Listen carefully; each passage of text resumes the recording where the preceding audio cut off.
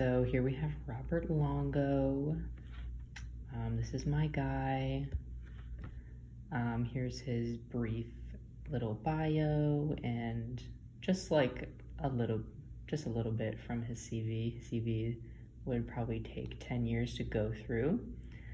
He was born in 1953 in Brooklyn, New York, which is where he currently is right now, where he works and does his stuff. He got his BFA from Buffalo State College, and I think that was actually in sculpture. He got the Go Slarkaisering Award. Sorry for that pronunciation. Basically, that is it's an international award for artists who have just significantly influenced contemporary art. And here's some of his exhibitions. I don't quite know if I should read all those. Let's just move on. Here is kind of like sort of his influence, I guess, into how he started getting into political kind of imagery that he does. He graduated high school in 1970, weeks after the Ohio National Guard massacred several students at Kent State University who were protesting the U.S. invasion of Cambodia.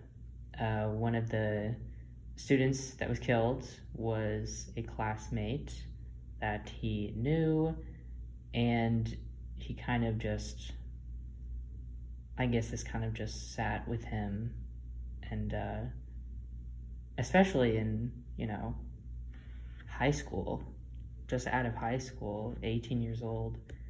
Here we have a quote, kind of just really digging in that kind of political saturation he has in his work. He says, "I think making art, any art, is a political gesture, period." Period. Here's some of his early work. His early work often involved movement and human emotion. Let's see, reflected a fascination with dramatics of human emotion and movement. Bold graphic style. This is going to be the only work in here that has color in it. Everything's black and white. He uses charcoal prominently.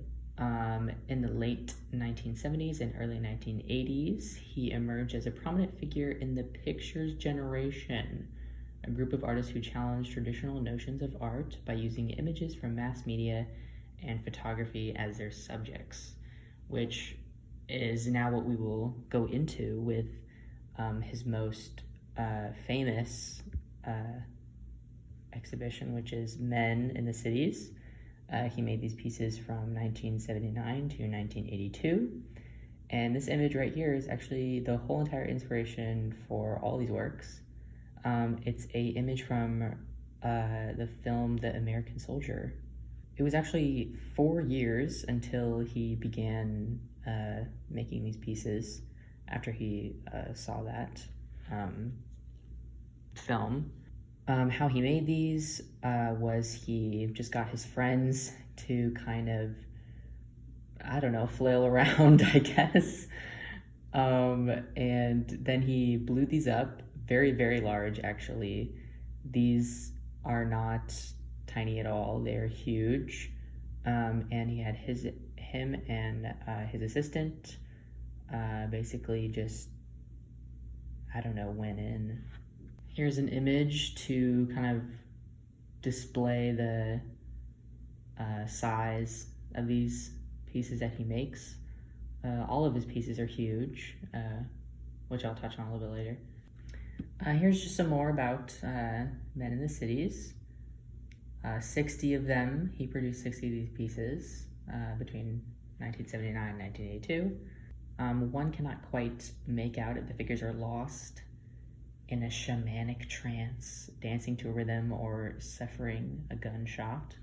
And some of these pieces are actually bigger than like real humans. So anyways, that's Men in the Cities. I actually thought that this looked like another photographer, Richard Avedon. He's long dead, but he had some pieces that kind of had the same vibes. So I thought maybe he was a little bit inspired by Richard here. So just a connection. Here's about kind of the sizes of his pieces. He said that he makes his pieces so big because he wants to establish some kind of commitment to them. And then kind of like that commitment is even like more intense because of the sheer amount of detail. He spends forever on these. But clearly he enjoys it. Let's go into kind of his more about his political viewpoints. His pieces frequently address political and cultural tensions, touching on issues such as war, justice, and environmental crises. His work fits into the tradition of artists who critique and engage with socio-political issues through visually compelling, large-scale pieces. Once again, with that large-scale kind of just taking your soul away when you look at it. His art resonates with movements that blend realism with deeper themes similar to that of Warhol's fascination with popular culture and media, kind of just dragging in another influence there. Right here we have, this is crazy, this is all his work is made of charcoal. This is crazy that this is charcoal, and this is 10 feet wide. But yeah, this is storming of the Capitol. Clearly, you know, political, controversial. Yeah. Here's another storming of the Capitol. Another quote of him: "I make pictures not of what I see, but of what I feel." The rage. And this is the question I prompt in people looking at my work. How does it make you feel? Obviously, this image is, you know, intense. I mean, there's people with gas masks. And the black and white is just very, kind of forces you to look at the subjects rather than, I don't know, when it's stripped of color, it kind of, it gives this sense of seriousness as well as like forcing you to like look at what's happening. Another quote, and just some more works of his. My works have to feel like you have seen them before, even if you have not. They are more real than real. I thought they are more real than real. That was quite interesting. Next one. Here is just a quote from a review from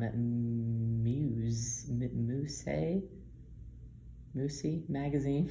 These drawings make me crave for more of the unexplored depths and more visuals of the situations that occur in our country. The lifelike copies bring both fear and comfort. I think fear is a interesting way to describe kind of how you feel looking at it. Back to Men in the Cities right here.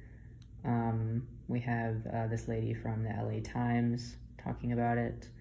No personality shine through these drawings, and that's part of what's eerie about them. Longo takes off on the Hollywood way of death, but his slick illustrator style turns the work into a comment on mass media images and the anonymity of people in an urban society. The anonymity part is interesting. I hadn't even thought about it until I had read this, because if you notice, you cannot see their faces. Finally, we arrive at the open-ended questions. Number one, Is Robert Longo right about all art being a political gesture no matter what? Number 2, what makes a work of art inherently political? Must it be controversial to be political? And finally, what is the impact of Longo's exclusive use of black and white?